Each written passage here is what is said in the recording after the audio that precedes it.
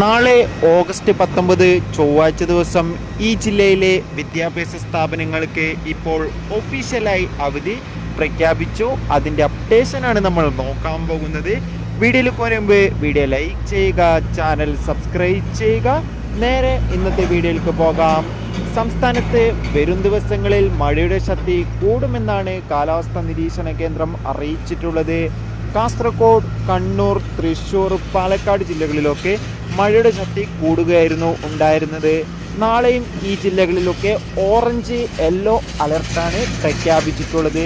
ഇപ്പോൾ ഇതാ പാലക്കാട് ജില്ലയിൽ കനത്ത മഴയെ തുടർന്ന് പാലക്കാട് ജില്ലയിലെ വിദ്യാഭ്യാസ സ്ഥാപനങ്ങൾക്ക് ജില്ലാ കളക്ടർ നാളെ അവധി പ്രഖ്യാപിച്ചിട്ടുണ്ട്.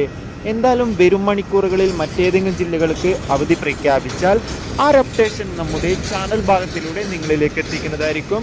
ആ ഒരു വീഡിയോ നിങ്ങൾക്ക് കിട്ടാൻ വേണ്ടി ചാനൽ സബ്സ്ക്രൈബ് ചെയ്യുക.